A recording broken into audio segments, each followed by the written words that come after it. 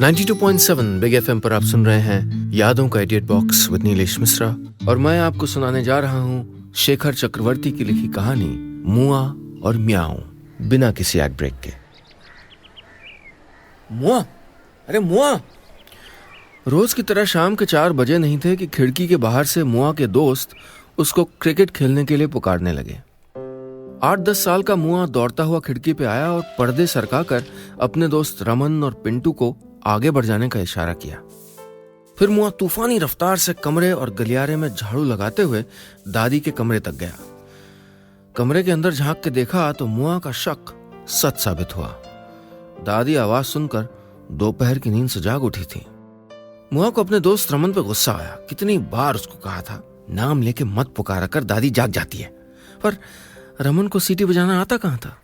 दादी उठकर अपने बिस्तर पे बैठी और अपना तकिया हटाकर कुछ ढूंढने लगी। मुआ को पता था कि दादी अपना चश्मा ढूंढ रही हैं। वो अक्सर भूल जाया करती थी कि सोने के पहले अपना चश्मा उन्होंने तकिए के ऊपर रखा था या टीवी के ऊपर या फिर बिस्तर से सटी मेज पर। मुआ अब समझ गया कि उसके पास कुछ ही पल हैं। वो बिना एक पल गंवाए झाड़ू गलियारे के कोने में फेंक के बिजली की तेजी से घर के पिछले दरवाजे की ओर भागा। दादी ने जोर से चिल्ला के अपने कमरे से फरमान सुनाया, मुआ, तू बिना काम खत्म किए खेलने नहीं जाएगा।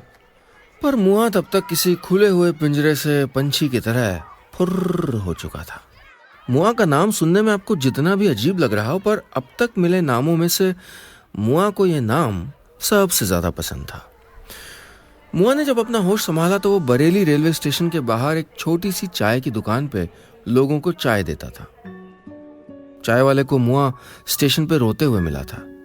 सभी लोग तब उसे छोटे बुलाते थे, पर वहां अकेले उसका नाम छोटे थोड़े था। वहां तो हर चाय की दुकान पे जाने कितने और ऐसे छोटे थे। एक दिन अतिक्रमण हटाने के नाम पर स्टेशन के बाहर कई दुकानों को बुलडोजर से तोड़ दिया गया। छोटे की चाय की दुकान भी उसी में थी। चाय वाले ने अपना धंधा किसी और शहर में लगाया और छोटे को वहीं छोड़ दिया। छोटे उसके बाद हाईवे के किनारे एक सरदार जी के ढाबे पे टेबल साफ करने और पोछा लगाने के काम में लग गया। वहां छोटे से वो धीरे धीरे छोटू बन गया। एक दिन एक अंकल आंटी ढाबे पे खाना खाने आए थे। वहां उन्होंने छोटू को अपने मालिक से पिटते हुए देखा। उनका दिल पसीज गया। उसको वहां से अपने घर लेके आ गए। छोटू बहुत खुश हुआ।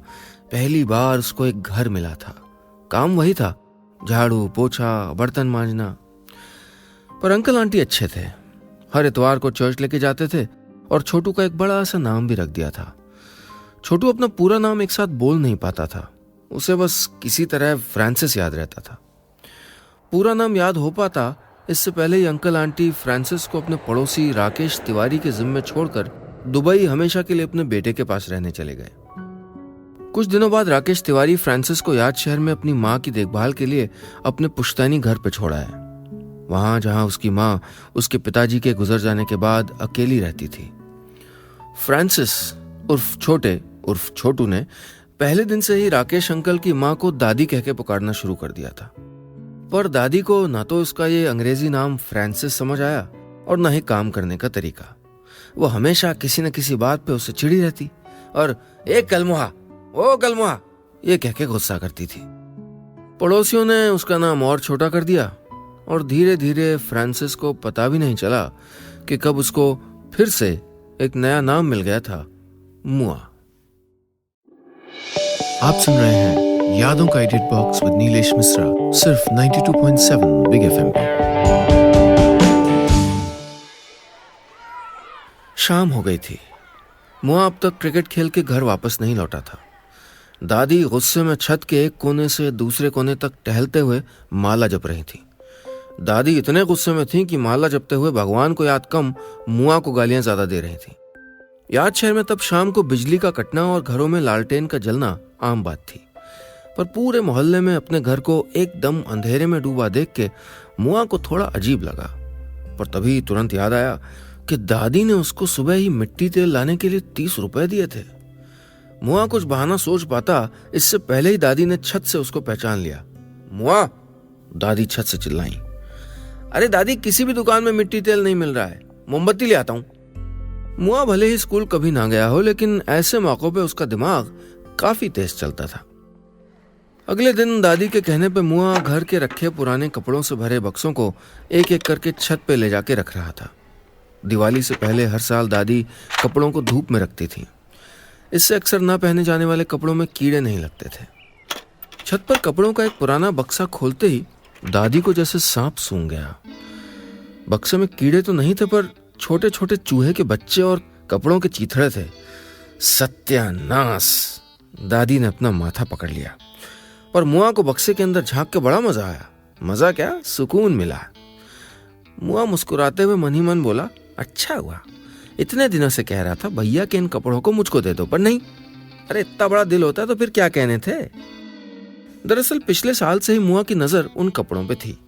उन कपड़ों को अब कोई पहनता नहीं था और मुआ पिछले कई महीनों से 2 हाफ पैंट से ही काम चला रहा था। इनमें से एक के पीछे तो 2 छेद तक हो गए थे, जिसपे दादी ने एक चौकोर पट्टी सिल दी थी। लेकिन ब्लू रंग की हाफ पैंट में हरी पट्टी मुआ के फैशन सेंस को ज्यादा पसंद नहीं आ रही थी। और दूसरी पैंट की तो इलास्टिक ही जवाब दे गई थी। हर दूसरे मिनट खींच के पैंट को अपनी जगह पे उठाना पड़ता था। घर पे तो फिर भी चल जाता था, लेकिन शाम को क्रिकेट खेलते वक्त ध्यान बटाने से कैच छूट जाता था। पर मुआ ने इसका फिर से एक इलाज निकाल लिया। वो उस पैंट पे कस के डोरी बांधने लगा। अब फिर क्या था, बेझिझक हर कैच वो लपक के पकड़ता। तो खड़ा खड़ा मुस्कुरा क्या रहा? दादी चिढ़ते हुए बोली।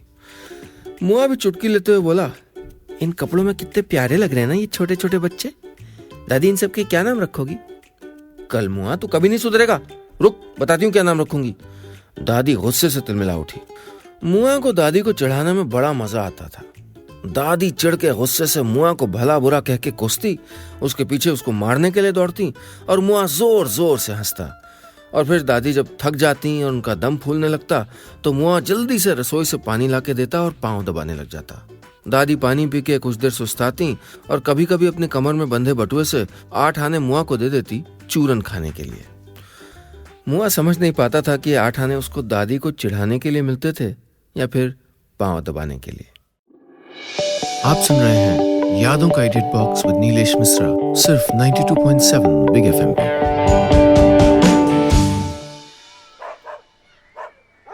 एक शाम जब मुआ अपने दोस्त रमन और पिंटू के साथ क्रिकेट खेलकर घर वापस लौट रहा था तो रास्ते में कुछ आवारा कुत्तों को एक कटीली झाड़ी के सामने भौंकते हुए देखा। उत्सुकतावश तीनों ने झाड़ी में गौर किया और सबसे पहले उन तीनों में से उम्र में सबसे छोटे पिंटू ने अपनी तोतली जबान में कहा, खरगोश खरगोश खरगोश। रमन चिल्लाया और अगले ही पल मुआ ने रमन के हाथ से बल्ला लेके कुत्तों को वहां से खदेड़ दिया। झाड़ी के पास जाते ही रमन को थोड़ा अजीब लगा। वो मुआ की ओर अचरज से देख के बोला, खरगोश म्याऊं म्याऊं कर रहा है? ये बिल्ली का बच्चा है, खरगोश नहीं, मुआ ने कहा और अपना हाथ कटीली झाड़ी में घुसेड़ दिया। एकदम दूध की तरह सफेद और रुई की तरह मुलायम वो बिल्ली का बच्चा हल्की रोशनी में खरगोश जैसा ही लग रहा था। मुआ ने किसी तरह उन कटीली झाड़ियों से उसको बाहर निकाला और प्यार से पुचकारने लगा। मुआ को देख के रमन और पिंटू भी डरते डरते उस पर हाथ फेरने लगे। ये कहां से आ गई? इसका घर कहाँ है? पिंटू ने पूछा। पता नहीं, यहीं कहीं होगा, मुआ ने बिल्ली को बगल की एक दीवार पर रखते हुए कहा। चलो चलो, देर हो रही है। पर बिल्ली उस दीवार से कूदकर उन लोगों के पीछे आने लगी। रमन बोला, लगता है इसका कोई नहीं है। पिंटू ने कहा, मेरी इंग्लिश की टीचर कहती है कि एनिमल्स की मदद करनी चाहिए। मुआ बिल्ली को उठाकर पिंटू को देते हुए बोला, ले जा अपने घर पर, मम्मी बहुत मारेगी। बेचारा पिंटू घबरा गया। मुआ ने रमन की ओर देखा। रमन बोला, मेरा टॉमी कच्चा चबा जाएगा इसे। मुआ तू ही क्यों नहीं रख लेता इसको? रमन की बात सुनकर मुआ एक पल सोच में पड़ गया। फिर बिल्ली को किसी बच्चे की तरह दोनों हाथों से उठा के बोला, रहेगी मेरे घर में, पर दादी से बच के रहना पड़ेगा। शाम को दादी अपने कमरे में टीवी देख रही थी। मुआ दबे पांव बिल्ली को लेकर घर में दाखिल हुआ। उसने चुपचाप आंगन में छत की सीढ़ी के नीचे बिल्ली को रखा और कुछ बिस्किट के टुकड़े खाने के लिए दे दिए। बिल्ली के सर पे हाथ फेरते हुए मुआ बोला, अच्छा तेरा नाम क्या रखूं? बिल्ली ने आवाज की, म्याऊं। हाँ, अच्छा नाम है। मैं मुआ, तो म्याऊं मुआ म्याऊं म्याऊं मुआ। मुआ बिल्ली का नामकरण कर ही रहा था कि यकायक आंगन में दादी की आवाज आई, मुआ। मुआ हड़बड़ा गया।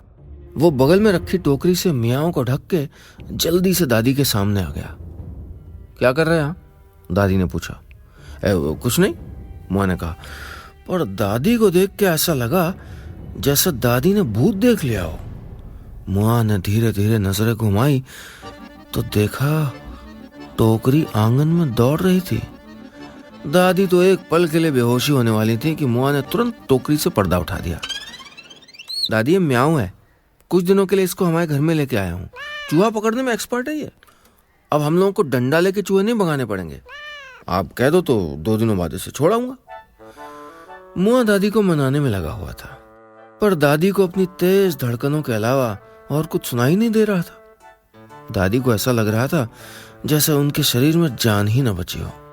दादी को कुछ न कहते देख के मुआ को लगा दादी तो बड़ी जल्दी मान गई। वो तो बेकार इतना डर रहा था। लेकिन मुआ मियाओं को गोद में उठाकर जैसे ही अंदर के लिए बढ़ा, दादी जोर से चिल्लाई, मुआ। आप सुन रहे हैं यादों का edit box with Nilesh Mishra, सिर्फ 92.7 बिग एफएम पे। मुआ। दादी की गुस्से से भरी भीषण चीत्कार सुनते ही मुआ के गोद से उछल के मियाओं ऐसे गायब हो गई जैसे गधे के सर से सींग। दादी अपने स्वभाव अनुसार मुआ को देर तक डांटती रही और जब थक गई तो मुआ दादी को पानी पिला के पांव दबाते हुए काफी देर तक मनाता रहा। मुआ के काफी मनाने और घर पे बिल्ली के फायदे गिनाने के बाद दादी बोली, ठीक है, पर कुछ दिनों के लिए, जब तक चूहे भाग नहीं जाते। दादी तो अब मान गई थी, पर मियाओं कहीं नहीं दिख रही थी। रात को लालटेन लेके मुआ पूरे घर में मियाओं को ढूंढने लगा। कमरों में, गलियारे में, सीढ़ियों पे, छत पे, और मियाओं का कहीं अता पता नहीं था। मुआ को लगा शायद दादी की कर्कश आवाज सुनकर मियाओं भाग गई। पर तभी मुआ ने गौर किया कि कबर्ड के अंदर कपड़ों के ऊपर मियाओं मजे से सो रही थी। अगले दिन से मुआ को तो जैसे घर में एक नया साथी मिल गया था। मुआ झाड़ू लगाता तो मियाओं झाड़ू के आगे पीछे दौड़ती और झाड़ू से खेलने लगती। मुआ छत पे कपड़े सुखाने जाता तो मियाओं भी अपने छोटे छोटे पैरों से कूदते हुए सीढ़ियां चढ़ती और छत पे जाके घूमने लग जाती। मुआ रात को अपने बिस्तर पे लौटता तो मियाओं भी बगल में आके सो जाती। हर वक्त मुआ के साथ ही रहने लगी थी मियाओं। हाँ, पर दादी से 2 फीट की दूरी हमेशा बना के रखती। मुआ भी अब दादी को ज्यादा सताता नहीं था। वो अपना काम करके मियाओं के साथ ही खेलता था। दादी के साथ उसका नौकर और मालकिन का रिश्ता कभी रहा भी नहीं था। ये तो जैसे एक बच्चे और उसकी दादी का रिश्ता था। उस दिन दोपहर को दादी अपने बालों में तेल लगाते हुए बोली, मियाओं को जहां से लाया था वहां वापस छोड़ के आ जा। जिस काम के लिए लाया था उससे तो कोई इसको मतलब नहीं है। सारे चूहे तो इसके सामने सामने मजे से घूमते हैं। दादी की बात सुन के मुआ को बुरा तो लगा, लेकिन दादी की बात गलत भी नहीं थी। मियाओं को चूहों में ज्यादा दिलचस्पी नहीं थी। अब तक एक भी चूहा मारना तो दूर, वो तो बड़े चूहों को देख के खुद डर जाती थी। शाम को मुआ ने यह बात अपने दोस्त रमन और पिंटू को बताई। पिंटू बोला, मेरी इंग्लिश की टीचर कहती है सभी एनिमल्स नॉनवेज नहीं होते। चुप कर तू और तेरी इंग्लिश टीचर। रमन पिंटू की बात को काटते हुए बोला, मेरा टॉमी जब छोटा था तो सबसे डरता था, पर मैंने उसको दूध पिला के इतना मोटा कर दिया कि अब वो सबको डराता है। मियाओं को ना तू अभी दूध पिला, दूध, फिर देख कैसे वो चूहों को चुन चुन के मारती है। रमन की बातों में मुआ को दम तो लगा, पर उसको पता था कि दादी का भरोसा जीतने के लिए और दूध के ग्लास की इजाजत लेने के लिए मियाओं को कम से कम एक चूहा तो मार के दिखाना ही पड़ेगा। उस दिन जब दादी बाजार गई तो मुआ खुद एक डंडा लेके घर पर चूहों के पीछे पड़ गया। काफी देर तक पसीना बहाने के बाद मुआ के डंडे से एक चूहा ढेर हो गया। फिर क्या था, मुआ ने मियाओं को छत पे ले जाके मरे हुए चूहे को मियाओं के सामने रख दिया। मियाओं कुछ देर तो उस चूहे को दूर से देखती रही, फिर धीरे धीरे नजदीक आई और अपने पंजे से उसको हिलाने लगी और फिर उसके साथ खेलने लगी, उसको अपने पंजे से उछालने लगी। मियाओं खेलते खेलते मुंडेर के काफी नजदीक चली गई और झटके से चूहा सीधे बगल वाली कुंती चाची के आंगन में सूख रहे तिलोरियों की थाली पे जाके गिर पड़ा। मुआ तो डर के मारे छत पे झुक के बैठ गया, लेकिन मियाओं रेलिंग पे चढ़ के नीचे देखने लगी। और नीचे आंगन में बैठी कुंती चाची एक बार आसमान से टपके चूहे को तो एक बार ऊपर से झांकती मियाओं को देख रही थी। आप सुन रहे हैं यादों का edit box with Nilesh Mishra, सिर्फ 92.7 बिग एफएम पे। दादी जब तक बाजार से वापस आई तब तक पड़ोस की कुंती चाची आसमान सर पे उठा चुकी थी। कुंती चाची का शोर सुनकर अगल बगल के पड़ोस की औरतें उनके दरवाजे के सामने जमा होने लगी। कुंती चाची सभी को आंगन में ले जाती और तिलोरी के थाल पे औंधे मुंह पड़े मरे हुए चूहे को दिखा के अपने शोर को जायज ठहराती। इधर मुआ डर के मारे घर के सभी खिड़की दरवाजे बंद करके कमरे के अंदर दुबक के बैठा हुआ था। थोड़ी देर में दादी के बाजार से लौटते ही मुआ को कमरे के अंदर से कुंती चाची और दादी के झगड़ने की तेज आवाज सुनाई देने लगी। कुंती चाची गुस्से में कह रही थी, आपकी बिल्ली रोज चूहे मार के मेरे आंगन में गिराती है। आज तो मैंने उसको आंखों से देख लिया। देखो देखो कैसे मेरे तिलोरियों की थाली पे चूहा मरा पड़ा है। रोज कहाँ, मुआ ने मन ही मन सोचा, आज ही तो गिराया, वो भी मैंने। मुआ को कुछ समझ में ही नहीं आ रहा था कि वो क्या करे, पर उसको इतना जरूर समझ में आ गया था कि उसके और मियाओं के साथ बहुत बुरा होने वाला है। मुआ डर से कांपते हुए भगवान से खुद को और मियाओं को बचाने के लिए विनती करने लगा, पर मियाओं अपनी मस्ती में घर में इधर से उधर टहले जा रही थी। कुछ देर बाद जब दादी कुंती चाची से झगड़कर घर में दाखिल हुई तो डर के मुआ का तो जैसा कलेजा मुंह को आ गया था। पर उसके बाद जो हुआ, मुआ को विश्वास करना मुश्किल हो रहा था। दादी गुस्सा करने के बजाय पानी पी के बड़े प्यार से मुआ से बोली, कहाँ है हमारे घर का शिकारी। फिर दादी मियाओं को पहली बार अपने हाथों में उठाकर पुचकारते हुए बोली, अरे रोज इसी तरह चूहे पकड़ के उसके आंगन में फेंक दिया कर, मैं देखती हूँ क्या करती है कुंती। कुंती चाची की तरह दादी को भी लगा था कि मियाओं ने ही वो चूहा मार के फेंका है। दादी को तो आज बड़ा सुकून मिला था। दरअसल दादी और उनकी पड़ोसी कुंती चाची में सालों से अनबन चलती आई थी और दादी के अकेले होने के कारण कई बार कुंती चाची उनको जानबूझ के परेशान कर दिया करती थी। पर आज पहली बार दादी को लगा जैसे मियाओं ने सब हिसाब बराबर कर दिया है। दादी इतनी खुश हुई कि मुआ को आज चूरन खाने के लिए हमेशा की तरह 8 आने नहीं, पूरा 1 रुपया दिया और मियाओं को पुचकारते हुए कटोरी भर के दूध। उस दिन से मियाओं और दादी में अच्छी दोस्ती हो गई। दादी उसको पुचकारती, दूध पिलाती और मियाओं भी अब ज्यादा वक्त दादी के साथ ही रहती। दादी शाम को अपनी कुर्सी पे बैठ कर टीवी देखती तो मियाओं दादी की गोद में सोई रहती। यहाँ तक कि रात को भी वो अक्सर दादी के पांव के पास रजाई में ही सो जाती। मुआ अब खुश था। दादी अब मुस्कुराती थी। उसको बाजार से 2 नई फुल पैंट भी खरीद के लाके दी थी। दादी ने फुल पैंट जानबूझ के थोड़ा लंबे लिए थे क्योंकि मुआ पैंट को 2 मोहरी मोड़ के पहनता था। घर पे अब एक शांति रहती थी, पर शायद ये सुकून, ये शांति मुआ के नसीब में ज्यादा दिनों के लिए नहीं थी। एक दिन दादी ने मुआ से पूछ ही लिया, अरे काफी दिन हो गए, मियाओं ने कोई चूहा नहीं पकड़ा। यह बात सुनते ही मियाओं को लगा कि भैया हो गया पर्दाफाश। मियाओं और उसके अच्छे दिन शायद अब होने जा रहे हैं नाश। आप सुन रहे हैं यादों का edit box with Nilesh Mishra, सिर्फ 92.7 बिग एफएम पे। उस दिन मुआ को दादी की बात सुन के काफी चिंता होने लगी। मुआ को अब डर सताने लगा था कि कहीं मियाओं की चूहे वाली बात खुल न जाए और दादी कहीं बदल के फिर से पहली वाली दादी न बन जाए। डर जायज भी था। मियाओं ने अब तक खुद से एक भी चूहा नहीं पकड़ा था। घर पे मुआ कई बार मियाओं को चूहे वाली जगह, जैसे सीढ़ियों के नीचे, रसोई में, चावल आटा की बोरियों के पीछे, वहां जहां चूहे अक्सर दिखाई दे जाया करते थे, वहीं पे मियाओं को बिठाता और चूहे पकड़ने के लिए उसको उकसाता। पर मियाओं आराम से इधर उधर देखती, अंगड़ाई लेती और फिर वहां से उठ के दादी के बिस्तर पे जाके सो जाती। उसको तो आराम करने का चस्का लग गया था। वैसे भी भरपेट खाना और कटोरी भर के दूध पीने को मिले तो कोई भी भला मेहनत क्यों करे। दादी फिर उस दिन मुआ से बोली, अगर तेरी मियाओं ने कल तक एक भी चूहा नहीं पकड़ा ना तो उसको कुंती के घर ही छोड़ा ना, कम से कम मेरा पावर दूध तो बच जाएगा। निकम्मी कहीं की। मुआ समझ गया कि उसको फिर से कुछ करना पड़ेगा और वो भी जल्दी। शाम को मुआ ने अपने दोस्त रमन और पिंटू से फिर से बात छेड़ी। कुछ देर तक सोचने के बाद रमन ने मुआ से कहा, तू फिर से एक चूहा मार के गिरा देना कुंती चाची के आंगन में, दादी फिर खुश हो जाएगी। अरे इतना आसान नहीं है चूहा पकड़ना, मुआ बोला, और अगर दादी को यह बात पता चल गई तो वो मियाओं के साथ साथ मुझको भी निकाल देंगी घर से। रमन फिर से सोचने लगा और फिर बगल में चुपचाप खड़े पिंटू पे चुटकी लेते हुए बोला, क्यों पिंटू, आजकल तेरी इंग्लिश टीचर कुछ नहीं कहती? पिंटू समझ गया उसका मजाक उड़ाया जा रहा है। उसने गंभीर स्वर में कहा, मेरे घर में एक चूहेदानी है जिस पे अक्सर चूहे पकड़े जाते हैं। तो चुपके से उन चूहों को ले जाकर कुंती चाची के आंगन में फेंक दिया कर, दादी को लगेगा म्याऊं ने किया है। अरे वाह, ये तो सही आइडिया है। रमन और मुआ दोनों को आइडिया एक साथ पसंद आ गया।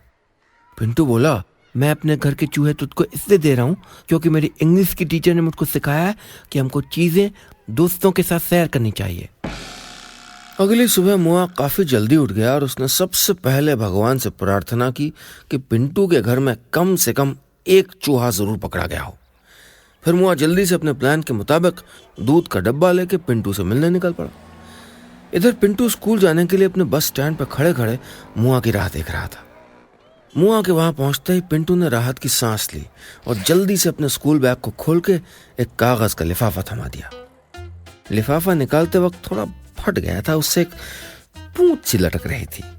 तभी बगल में खड़े बच्चों में से एक चिल्लाया, छी, चूहा! चुप चुप, मुआ ने डांटते हुए कहा और जल्दी से चूहे सहित लिफाफे को अपने खाली दूध के डब्बे में रख लिया। मुआ अब थोड़ा निश्चिंत था, उसको चूहा तो मिल गया था, बस घर में उसको सही ठिकाने पे रखना था। मुआ घर पहुंचा तो दादी अब भी सो रही थी। वो दबे पांव आंगन में जा ही रहा था कि उसको अपनी आंखों पे विश्वास नहीं हुआ। मियाओं ने अपने मुंह में एक चूहा पकड़ रखा था। मुआ तो जैसे खुशी के मारे पागल हो गया। उसका म्याऊं आज बड़ा हो गया था। उसने जिंदगी में आज पहली बार शिकार किया था। मुआ दादी को यह नजारा दिखाने के लिए कमरे से बुला लाया। दादी भी देख के खुश हुई। मुआ मियाओं को पुचकार ही रहा था कि तभी दादी की नजर गलियारे में रखे दूध के डब्बे पे गई। डब्बा वहां देख के दादी को थोड़ा अजीब लगा। डब्बा उठाते हुए दादी ने पूछा, दूध ले आया मुआ? बेख्याली से मुआ ने जवाब दिया, नहीं नहीं, अभी जाऊंगा। फिर डब्बा भारी क्यों है? दादी ने कहा और डब्बे का ढक्कन खोल दिया। डब्बा खुलते ही दादी फिर से अपने पुराने अंदाज में चिल्लाई, मुआ! बस इतनी सी थी ये कहानी।